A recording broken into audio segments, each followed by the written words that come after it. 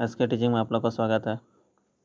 हम लोग बायोलॉजी पढ़ रहे थे। बायोलॉजी में हम लोग रिप्रोडक्टिव सिस्टम पढ़ रहे थे, जिसमें हम लोग अलैंगिक जनन पढ़ चुके थे। आज लैंगिक जनन, और लैंगिक जनन में आज मानव जनन तंत्र पढ़ेंगे। ठीक है, मानव यानी human reproductive system.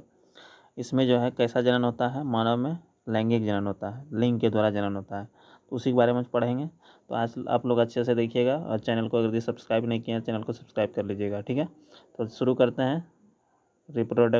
Human reproductive system देखिए क्या कहता है, मानव प्रजनन तंत्र। याद रखना है, मानव प्रजनन तंत्र में एक होता है मेल रिप्रोडक्टिव सिस्टम और दूसरा होता है फीमेल रिप्रोडक्टिव सिस्टम। तो मेल रिप्रोडक्टिव सिस्टम यानी नर जनन तंत्र और फीमेल रिप्रोडक्टिव सिस्टम यानी मादा जनन तंत्र। याद रखना है, मेल रिप्रोडक्टिव सिस्टम का सबसे महत्वपूर्ण भाग जो होता है स्पर्म होता है। क्या होता है? स्पर्म होता है। और मेल रिप्रोडक्टिव सिस्टम का सबसे महत्वपूर्ण भाग जो है ओवम यानी अंडाणु होता है। याद रखना, इंपॉर्टेंट क्वेश्चन है। ठीक है, तो यहाँ पर जो है मेल रिप्रोडक्टिव सिस्टम में सबसे प्रमुख भाग क्या हुआ? शुक्राणु। यहाँ पर जो है शुक्राणु यानी नर युग्मक। यहाँ पर इसमें जो है शुक्राणु यानी नर युग्मक जो है, इसी को कहते हैं नर युग्मक। नर युग्मक, नर युग्मक। इधर जो होता है मादा युग्मक। इधर क्या होता है? मादा युग्मक। यहाँ पर लिखा हुआ है यानी मेल गैमेट। इसको क्या कहते हैं? Male gamete. यहाँ पर लिखा हुआ है मेल गैमेट, और यहाँ पर जो है फीमेल गैमेट। इधर जो है फीमेल, इधर मेल गैमेट, इधर फीमेल गैमेट। यानी जब अलग अलग है तो इसको युग्मक कहते हैं। और जब दोनों जो है यहाँ पर मिल गया है, जब दोनों मिल जाता है, नर युग्मक और मादा युग्मक यहाँ पर जब मिलता है, देखिए यहाँ पर दोनों मिल गया, तो यहाँ पर जो है क्या करता है? जायगोट का निर्माण करता है। याद रखना, पूछेगा क्वेश्चन ऑब्जेक्टिव में, जब नर युग्मक और मादा युग्मक मिलता है तो उसको क्या कहते हैं? युग्मनज कहते हैं। उसको क्या कहते हैं? युग्मनज कहते हैं। याद रखना, युग्मनज का निर्माण करता है, यानी दोनों जब मिलेगा तब। और जब यहाँ पर मिल जाता है तो दोनों एक तरह से युग्मनज, यानी इसके बाद फिर युग्मनज के बाद क्या होता है? भ्रूण का निर्माण। अब भ्रूण जो है धीरे धीरे क्या होता है? बच्चा में बदल जाता है। ठीक है, तो इस तरह से हम लोग नर युग्मक के बारे में समझते हैं अच्छा से डिटेल से। ठीक है, तो नर युग्मक में जो है मुख्य भाग हम बताएं अभी वृषण होता है यानी टेस्टिस। याद रखना है, नर युग्मक में सबसे महत्वपूर्ण भाग क्या होता है? टेस्टिस। और टेस्टिस की संख्या होता है 2। पूछेगा नर युग्मक में टेस्टिस की संख्या कितनी होती है? 2 होता है। वृषण का मुख्य कार्य है स्पर्म का निर्माण करना। याद रखना है, टेस्टिस का पूछेगा मुख्य कार्य क्या है? टेस्टिस का काम है यानी कि स्पर्म का निर्माण करें। स्पर्म यानी शुक्राणु का निर्माण करना। और शुक्राणु ही जब तक नहीं बनेगा तो क्या एक तरह से जो है वो परिपक्व नहीं होगा, यानी कि वो जो है महिला में प्रजनन के लिए जिम्मेदार नहीं होगा। यहाँ पर जो है मेल क्या है? मेल में शुक्राणु ही एक तरह से प्रजनन के लिए जिम्मेदार होता है। स्पर्म ही अच्छा से बनना चाहिए सर, यहाँ मेल में। तो आगे देखिए क्या कहता है, टेस्टिस यानी शुक्राणु जो होता है अवयस्क होता है। टेस्टिस जो होता है ना, यानी कि जब शुक्राणु जो है क्या होता है? अवयस्क होता है। पूछेगा टेस्टिस जो है शुक्राणु जो होता है वह क्या होता है? अवयस्क होता है। कहाँ पर? वृषण में, यानी कि वृषण में। याद रखना है, वृषण में जो है टेस्टिस में यानी शुक्राणु जो है क्या होता है? अवयस्क होता है। और अधिवृषण में जब पहुंचता है यहाँ पर शुक्राणु, तो क्या होता है? अधिवृषण में जब टेस्टिस में पहुंचता है, अधिवृषण में जब शुक्राणु पहुंचता है तो वयस्क शुक्राणु कहलाता है। ठीक है, याद रखना है, टेस्टिस में शुक्राणु क्या होता है? अवयस्क। यहाँ पर लिखा हुआ है, याद रखना है, टेस्टिस में शुक्राणु अवयस्क होता है।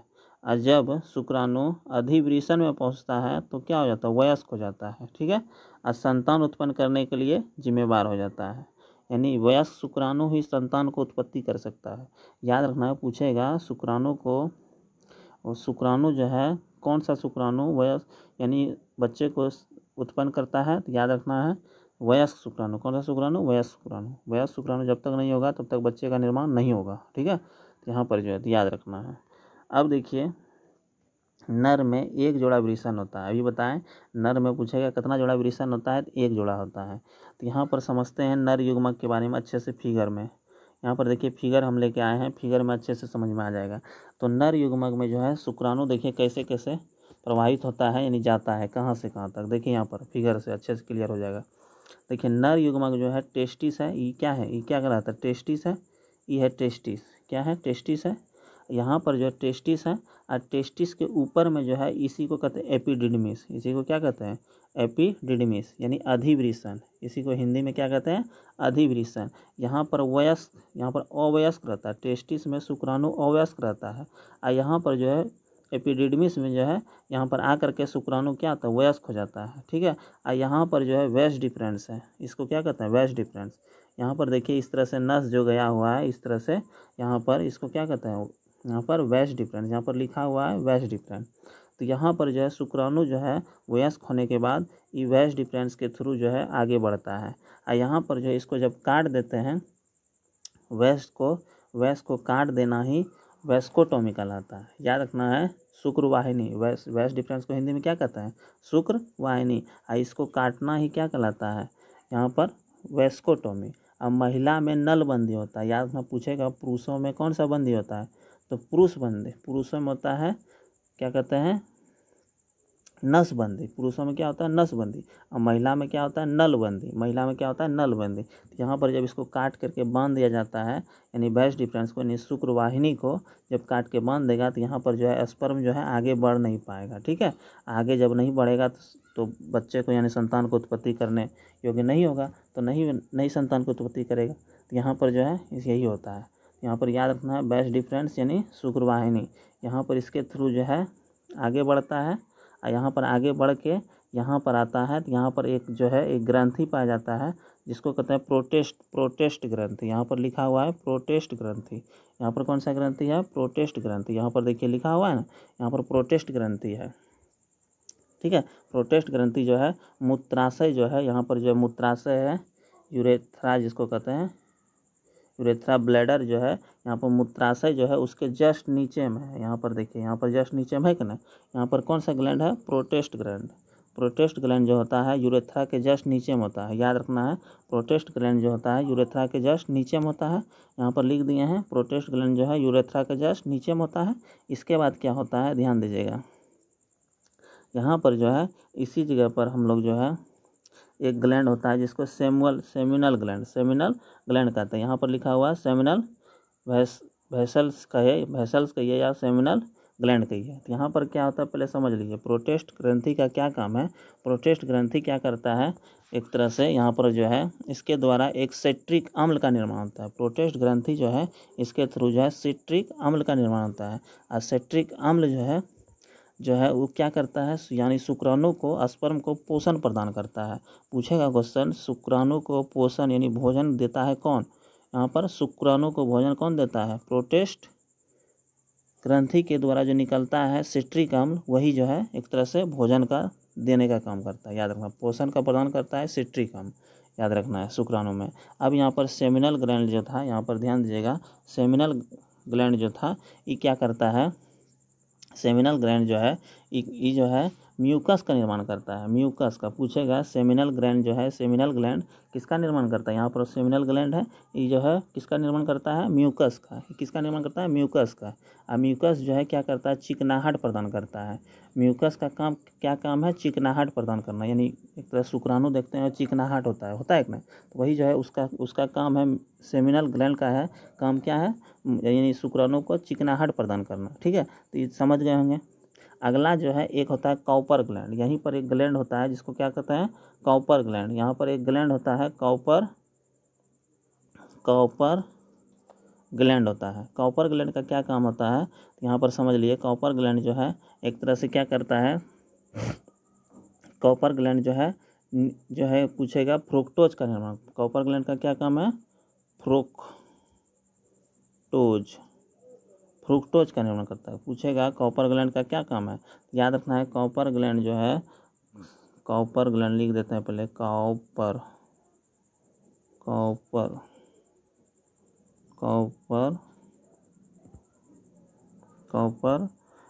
ग्लैंड जो है पूछेगा किसका निर्माण करता है, फ्रुक्टोज। कॉपर ग्लैंड जो है फ्रुक्टोज का निर्माण करता है। फ्रुक्टोज का निर्माण करता है कौन, कॉपर ग्लैंड। फ्रुक्टोज का निर्माण करता है। अब फ्रुक्टोज जो है ये क्या करता है, शुक्राणु को गति प्रदान करता है, ठीक है, यानी आगे बढ़ने में मदद करता है, यानी ऊर्जा प्रदान देता है। यानी कि यहाँ पर कॉपर ग्लैंड जो है एक तरह से ऊर्जा प्रदान करता है। 3 गो ग्लैंड हुआ, याद रखना, प्रोटेस्ट ग्लैंड और सेमिनल ग्लैंड और तीसरा है कॉपर ग्लैंड। कौन सा ग्लैंड, कॉपर ग्लैंड, ठीक है, यहाँ पर याद रखना है कॉपर ग्लैंड, 3 गो ग्लैंड हुआ, ठीक है। और यहाँ पर टेस्टिस था, टेस्टिस की संख्या 2, अभी बताएं, पूछेगा टेस्टिस की संख्या कितनी होती है, टेस्टिस की संख्या 2 होती है, कितनी होती है, 2 होती है। और टेस्टिस में याद रखना है, इसी में क्या किसका निर्माण होता है, शुक्राणु का। और शुक्राणु जो है अवयस्क रहता है टेस्टिस में।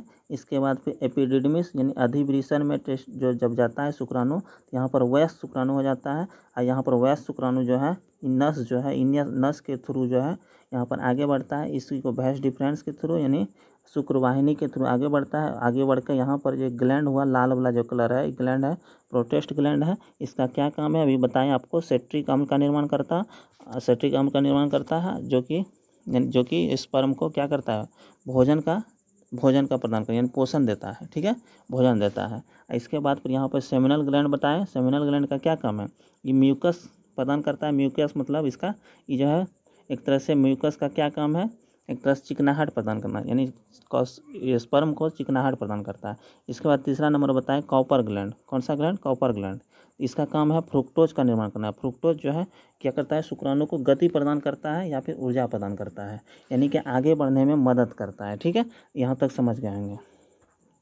शुक्राणु में याद रखना, एक हुआ सिट्रिक अम्ल प्रोटीन का निर्माण करता है, प्रोटेस्ट ग्लैंड। इसके बाद म्यूकस, यहाँ पर सेमिनल ग्लैंड, इसके बाद कॉपर ग्लैंड जो है फ्रुक्टोज। आज तीनों मिलकर जो है एक तरह से शुक्राणु कहलाता है, ठीक है, शुक्राणु बनता है, शुक्राणु का निर्माण कर देता है। और इसी को वीर्य कहते हैं, इसी को क्या कहते हैं, वीर्य यानी सीमेन कहते हैं, याद रखना है, ये तो समझ गए होंगे। इसके बाद फिर जो है इसके थ्रू जो है यहाँ पर नस के थ्रू यहाँ पर जो ये जो है पेनिस के थ्रू जो है आगे की ओर बढ़ करके यहाँ से निकल जाता है, ठीक है, यानी कि यही जो है आगे यही वीर्य आगे आकर मूत्र मार्ग में मिल जाता है। अब मूत्र मार्ग और वीर्य का जो निकलने का मार्ग है दोनों एक ही रास्ता होता है, ठीक है, यहाँ पर आगे की ओर बढ़ जाता है। इस तरह से हम लोग समझें। अब यहाँ पर जो है फिगर में समझ गए आप लोग। अब हम जो है इस जो भी लिखा हुआ है उसको ध्यान से समझा देते हैं, अच्छे से समझ लीजिए। देखिए लिखा हुआ है, सब लिख के आए हैं आप लोग के लिए, यहाँ पर समझिए क्या लिखा हुआ है।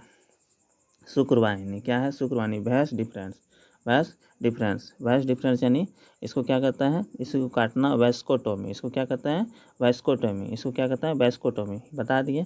अब पुरुष जो है यहाँ पर देखिए क्या लिखा हुआ है, पुरुष यहाँ पर लिखा हुआ है, ध्यान दीजिएगा, पुरुष नसबंदी को क्या कहते हैं, वैस्कोटोमी। पुरुष नसबंदी को क्या कहते हैं, वैस्कोटोमी, यहाँ पर याद रखना अच्छे से, पुरुष नसबंदी को क्या कहते हैं, वैस्कोटोमी कहते हैं, अच्छे से याद रखना है, पुरुष नसबंदी को वैस्कोटोमी कहते हैं।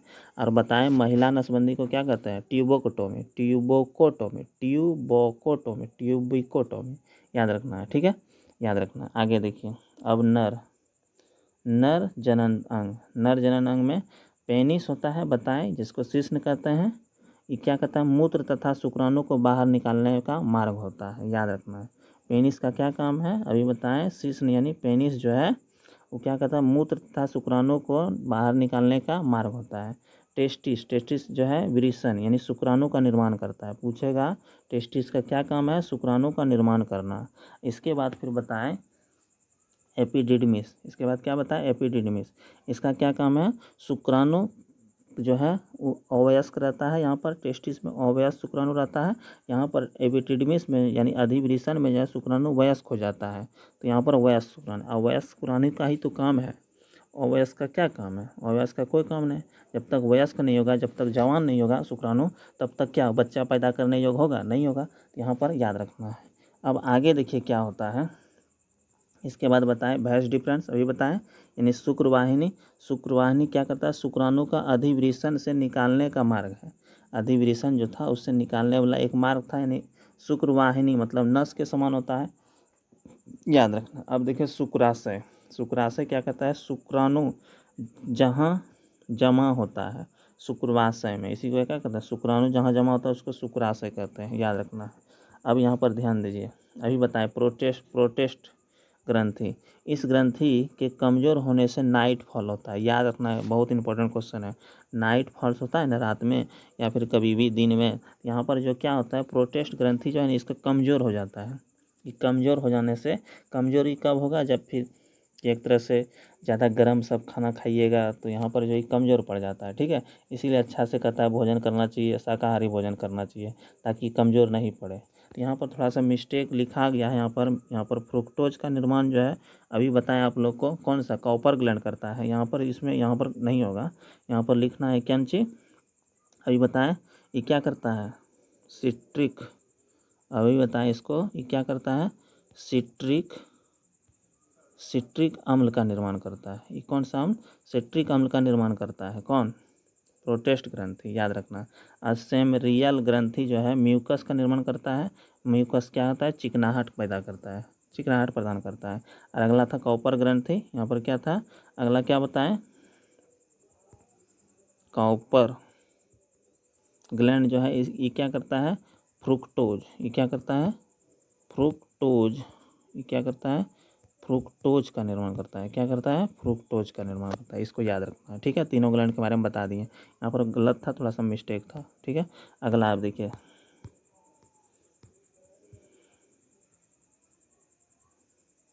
यहाँ पर लिखा हुआ है देखिए, शुक्राणु जो है फ्रुक्टोज प्लस सिट्रिक अम्ल, यहाँ पर जो है याद रखना है, यहाँ पर फ्रुक्टोज कर दीजिए। फ्रुक्टोज तो ये है, सिट्रिक अम्ल यहाँ पर है म्यूकस कर दीजिए। यहाँ पर क्या कर दीजिए?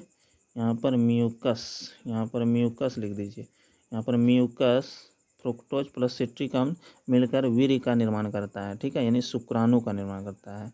याद रखना है, बैल का वीर्य जो है सीमन यानी सुरक्षित जो है लिक्विड द्रव नाइट्रोजन में रखा जाता है। पूछेगा बैल का वीर्य कहाँ रखा जाता है? सुरक्षित रूप से लिक्विड द्रव के रूप में नाइट्रोजन के में रखा जाता है, नाइट्रोजन में। ठीक है, यहाँ पर जो है अच्छे से हम लोग जो है ये मानव कौन सा था? मानव प्रजनन तंत्र में नर वाला भाग पढ़ लिए। ये कौन सा है? नर वाला भाग। अब जो है हम लोग पढ़ेंगे कौन सा भाग? मादा भाग। अब कौन सा भाग पढ़ेंगे? मादा भाग। तो यहाँ पर जो हम लोग नर वाला भाग पढ़ें, अब अगला भाग है मादा भाग। तो यहाँ पर हम जो है मादा भाग को नेक्स्ट वीडियो में लेके आएंगे। अगर इसको अच्छे से आप लोग समझे होंगे, आशा करते हैं अच्छे से समझ लेंगे। अगर नहीं समझे तो एक बार वीडियो को अच्छे से देख लीजिएगा फिर से। ठीक है, हम अच्छे से समझाने का कोशिश किए हैं। आप लोग अगर इस चैनल को सब्सक्राइब नहीं किए हैं सब्सक्राइब कर लीजिए। ठीक है, यहाँ पर मेल भाग में थोड़ा सा इम्पोर्टेंट जो है उसमें क्या क्या है बताएं। टेस्टिस बताएं, फिर अधिवृषण बताएं, फिर सिस यानी पेनिस बताएं, फिर शुक्रवाहिनी यानी बैस डिफरेंट, फिर शुक्राशय था, इसके बाद प्रोस्टेट ग्रंथि था, सेमिनल ग्रंथि था और कॉपर ग्रंथि था। ये सब इंपॉर्टेंट यानी ये सब भाग था किसका? नर प्रजनन तंत्र का। ठीक है, अब मादा प्रजनन तंत्र में हम कल बताएंगे नेक्स्ट वीडियो में। उसमें योनि होगा, ग्रीवा होगा, गर्भाशय होगा। यहाँ पर जो है ग्रीवा यानी सर्विस जिसको कहते हैं, योनि यानी वेजाइना कहते हैं, गर्भाशय यानी यूट्रस कहते हैं। अब फेलोपियन ट्यूब होगा, इसके बाद ओवरी होगा यानी अंडाशय, इसके बाद अंडाणु यानी ओवम होता है। तो उसको जो है हम कल बताएंगे, नेक्स्ट वीडियो में मिलते हैं। ठीक है, तो इस वीडियो में इतना ही रहने देते हैं, मिलते हैं नेक्स्ट वीडियो में। जय हिंद, जय भारत।